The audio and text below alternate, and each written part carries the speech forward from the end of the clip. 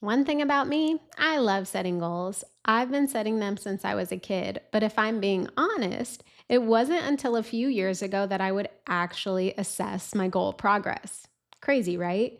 Basically, I would set goals for myself for the year with quarterly milestones and fail to monitor, assess, or even look at my progress until the end of the year. And at that point, it was a simple, did I reach the goal or not conversation. And let me tell you, there is a much better way to do it. When I finally got on the goal assessment bandwagon, I learned that there were proactive ways to actually shift the outcome of my goals. I didn't just have to do what I planned to do all year to see the outcome. I could assess what was working or what wasn't working well before the year ended and actually make adjustments to get back on track. What a game changer! This applied to goals in every area of my life: financial, health, personal, professional. And if you are like old Rhea and don't have a system for monitoring or assessing your goal progress as you're working towards those goals, let's change that once and for all. I'm walking you through the steps you need to assess your goals progress to get or stay on track. Get ready to be a goal setting and a goal monitoring pro. Let's dive in. So, the first way to assess your goal progress is to first off set clear and measurable goals. I think one of the best ways to actually reach your goals is to make sure that you are starting with goals that are clear and specific and measurable. So, I'm sure you've heard the term SMART goals, and for good reason. Goals should be specific, measurable, achievable, relevant, and time specific. So, setting goals with this formula really ensures that you are working towards things that are realistic for where you are currently. So, let's take an example. Instead of setting a goal to just save money, set a goal to save $5,000 by December 31st. So, see how specific that is? More importantly, if you have an exact amount and a timeline specified, that means you can easily see when you've hit the goal and you can monitor your progress towards the goal. I think this is key when assessing your goal progress. If you can't measure the goal, it's much harder to know if you are on track to reaching it. Okay, the next thing to do is schedule regular check ins. So don't be like me or old me and wait until your goal deadline to check in on your progress.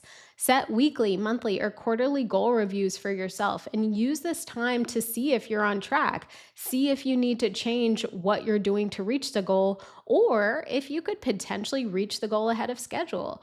Giving yourself this time to assess your progress will really help you move forward as effectively as possible. And I want you to treat these goal assessment check ins like important meetings with yourself. So make sure they are on the calendar and make sure you show up. You can even keep yourself accountable by sharing your notes or a quick status update of this check in with a friend or your partner. So, when you are completing your goal assessment check ins, create a system for tracking the progress you've made toward your goals. So, whether you use a planner, a digital tracker, a spreadsheet, log your progress in your phone, whatever the case may be, create a system for actually tracking the progress. Me personally, I love spreadsheets for monitoring financial goals. But I use the Notes app in my iPhone to track the books I've read in a given month, which is a personal goal of mine. So there's no one way to do it and there's no right way to do it. I think the point is to actually track your progress. So when you do check in on your goals, you know where you stand. Okay, next step, analyze what's working and what's not working. I would say probably during your monthly or quarterly check ins, dedicate some time to pinpointing what has or hasn't been working as you're working towards your goals. So take some time to really identify actions that have been effective in moving the needle towards your goal and like identify those actions. Plan to do more of those things since they have a positive impact. And then things that really aren't making a difference or aren't moving the needle, make note of those things and plan to do less of them. I think it's important to spot obstacles or patterns that could be slowing your progress toward your goals. And once you've identified those things, you can adjust your strategies based on what you found, right? This is one of the most effective ways to making sure you're actually staying on track to reaching your goals. Do not skip the analysis of what's helping or hurting your goal progress. Okay, next, make adjustments as needed.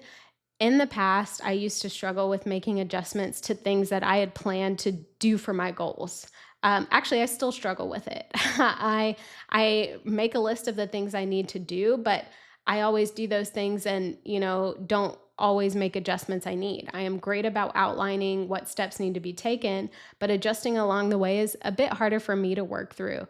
I think it really does require some analysis and critical thinking, but the more you do it, the better you get. So, this is something that I'm actively working on myself, and it's really important. If progress toward your goals is slower than expected, tweak your approach rather than just like abandoning your goal altogether. Maybe you reduce the timeline of the goal, or increase your effort, or change tactics based on what's currently happening. So, for example, if saving 500 a month isn't possible for your current situation for you to reach your goal, adjust to saving 300 a month instead of completely giving up on the goal. And then finally, celebrate wins along the way, even if they're small wins. Hitting milestones and targets on the way to achieving your overall goal should be celebrated. Taking the time to acknowledge your milestones will help you stay motivated. Reward yourself for progress, not just the final achievement, especially with some of those longer term goals. Now, you don't have to do anything crazy here, right? But an extra iced coffee on a Saturday, or binge watching your favorite show and not, focusing on work or business, like, can help you keep that momentum going. And it also builds confidence in yourself. So, there you have it, some ways to assess your goal progress and get back on track if you are falling behind. Here's to us always setting and achieving our goals.